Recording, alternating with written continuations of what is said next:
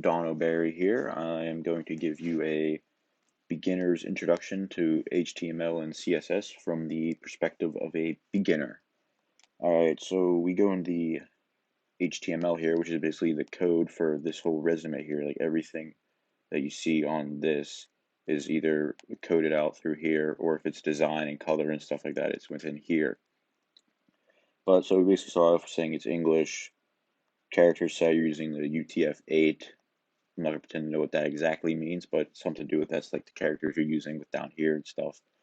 Viewport, stuff like that, just showing where it comes from. You don't have to know a lot of stuff if you're just beginning, if you're just plugging and chugging stuff in. This shows you here where you're getting like the fonts from. So like over here when I change the fonts to Times New Roman and stuff like that, set that up over there.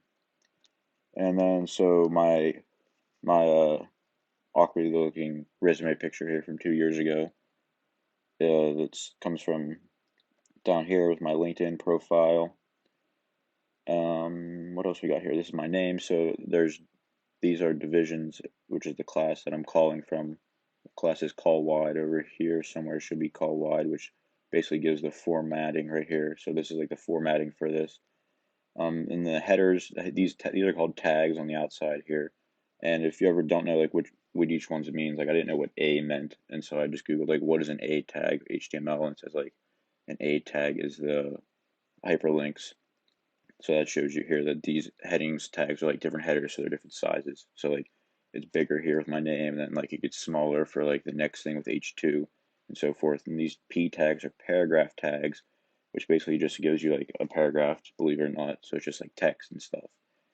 And then we got other tags here, and then H3, so it's a little smaller with lists with that. And then right here, so we have a list. And so then this goes into my skills, and then so yield determines a list, and then it's each thing on the list. You can either have them separate out here by LIs, and then divisions, headers. Then we go into the main here, and then we're calling this work class, and then over here we should have a work thing, which has the design for what the work will be. Maybe. Yeah, right here. So this thing here. And then these colors, if you want to change like the colors, you just, what I did, I don't know if there's another way to do this, but I just want like HTML colored codes, and then you click a different color. It tells you what code to put in, and then you put that code in here, and it'll give you that exact color. Then it's pretty much more here, calling more classes, more headers, more paragraphs and stuff, more lists. One thing that I did do was I called this was like a resume template that I had, but I changed it and I made it. I wanted to make these were originally just paragraphs, but I wanted to make this bullet points. So I changed this to call the list style squares. So I have square bullet points. You could do like circular bullet points, or I'm not sure what other shapes of bullet points there are, but if you found a bullet, I'm sure you could do stars or something, but if you found another bullet point, you could certainly do that there. And then this talks about more a list with my underwhelming experience on my resume, and then more same thing. This just repeats itself for the three other things with what I did here. And then the same thing with education, where it's different headers and calling different classes, different header sizes. The biggest thing that I found helpful for me as a beginner to my other beginners maybe watching this is that just like Googling like how do I change the font color in this, or like what's a tag for like bolding something, or how to make this text bigger. If you just like Google that stuff in HTML, it's really just like you just find like one word answers, and you're like, oh, I just put H2 around this, and that's it. One other thing that I read up a little bit on was the down here at the bottom, these hyperlinks, where like if you click on them, it'll take them. Like you click on this, it'll take you to this email, which doesn't exist. If you click this is just a phone number. You call my phone number, this phone number here, which this isn't my phone number, it's Papa John's phone number. So if you need pizza, you can call them.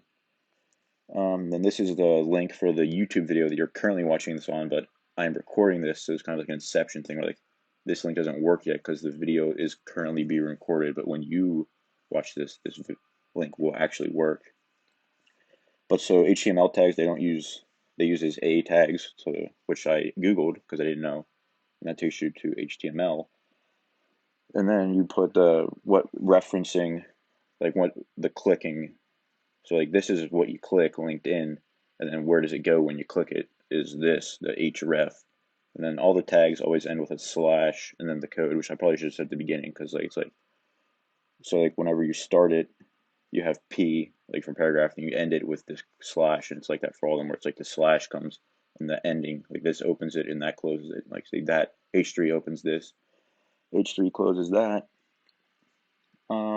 And so yeah, so I have the tags here, and I actually somewhat found this kind of entertaining, just like customizing it and like actually like somewhat coding and not just like clicking buttons of what I wanted, but like typing in what I wanted, where like typing in whatever the hell this means for orange, and then like it comes up orange. But like I found that kind of cool.